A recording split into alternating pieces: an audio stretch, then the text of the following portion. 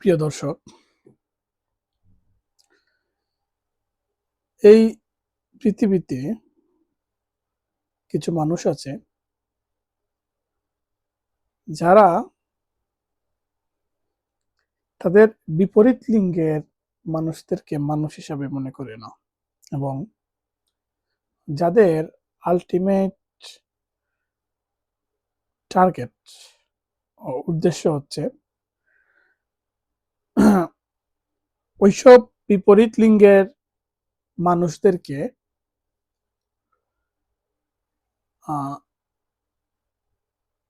ভোগ্যপণ্য মনে করা।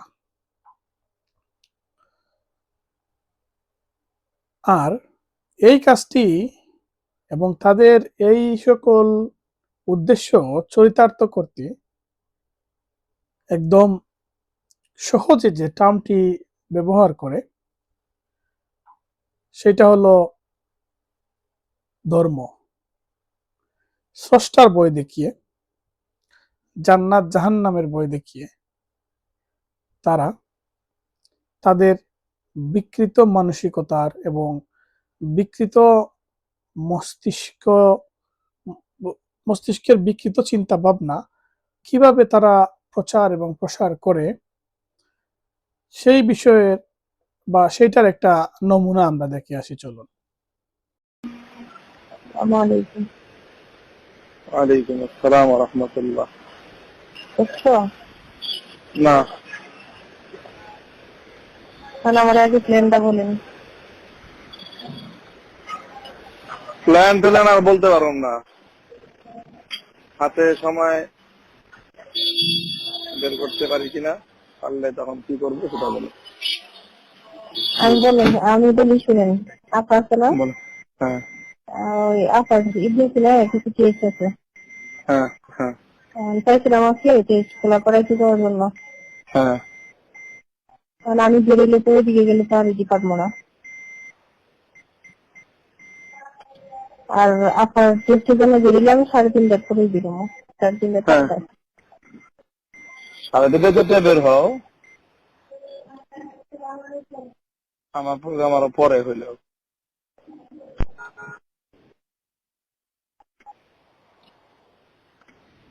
তারপরে কি করবা? উনি কি করবে, তুমি কি করবা?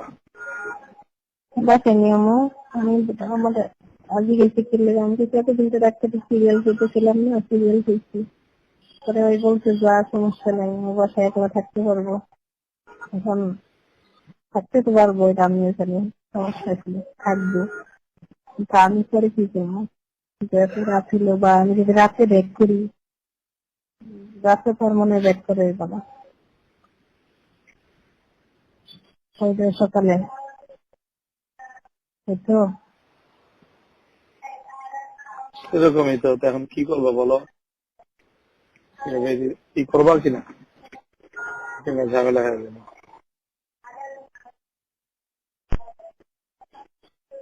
আমার আপনার কই যাওয়ার কথা? কোথায় বলো? কই যাওয়ার কথা?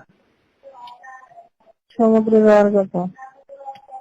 আপনি না, সেটা তো আলাদা আলাদা আলাদা প্রোগ্রাম করতে হবে, এটা তো আরো কয়েকদিন পরে করবো ইনশাল্লাহ। আচ্ছা, আপনি দেখেন, আপনি সময় করতে বললে করবেন। আমি আপনার এদিকে এই দিন টেস্ট করে হয়তো বা টেস্ট শেষ হইতে যে রাতে 8-9টা বাজে দিতে পারে। মহিলা বই 6টা থেকে, হ্যাঁ, তার আলটা করে যায় উনি বসে 6টায়। আর ওই তো একলা আসতে পারবো না, বাসা পর্যন্ত ওরে একলা ওই পারতো না, এটা তেল আপনি আজকে মনে হয় না এটা। আচ্ছা ঠিক আছে। আর যদি মনে করেন খুব বেশি সমস্যা তাহলে আপার টেস্ট আজকে না দিলাম, কালকে দিলাম, কালকে শুনলাম। এখন আপনার উপর নির্ভর, আপনি তো সময় বের করে আপনার জন্য ছোট।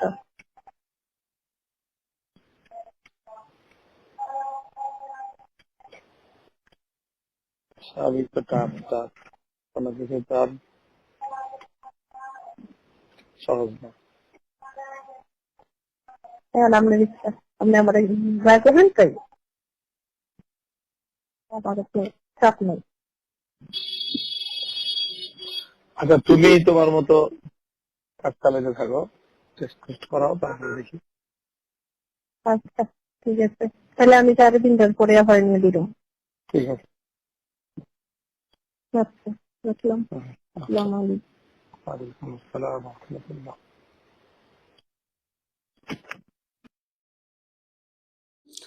দর্শক, আপনারা প্রিয় শায়েকের ফোন আলাপ শুনবেন। ধরা পড়ে যাওয়ার পরে প্রিয় শায়েক এখনো উনি এই মহিলাকে বউ বলে দাবি করেননি। তবে যেহেতু কথাবার্তা চলতেছে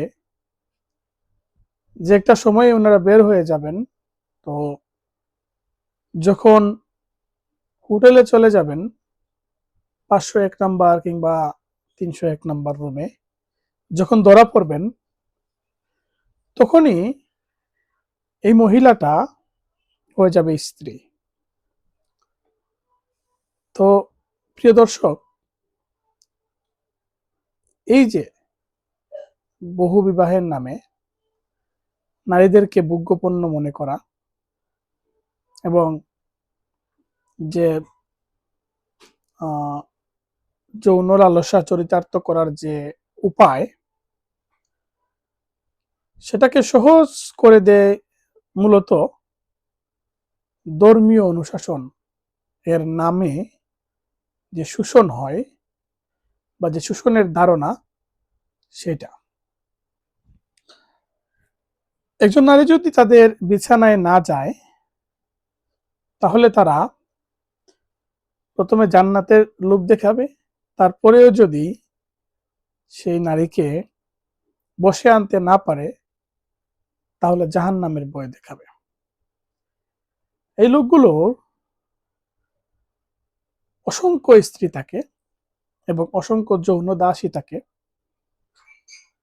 যেটা মূলত আজ থেকে 1400 বছর আগে থেকে একদম সিলসিলার পরে সিলসিলা হয়ে চলে আসছে। তো এই যে যৌন দাসী কিংবা অনেক অনেক স্ত্রী থাকার যে বিষয়টা, এটা মূলত ধর্ম থেকে পাওয়া কুশিক্ষা। শুধু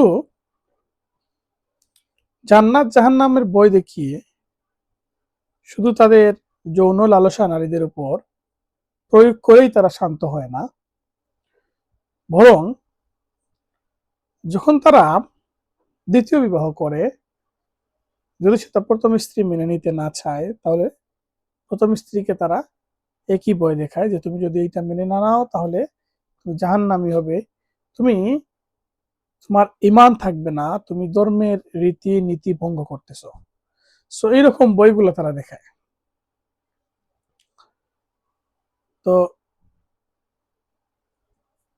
এই যে এই যে এহেন কর্মকাণ্ড এই সকল বুজুর্গদের দ্বারা যেগুলা সম্পাদিত হয়,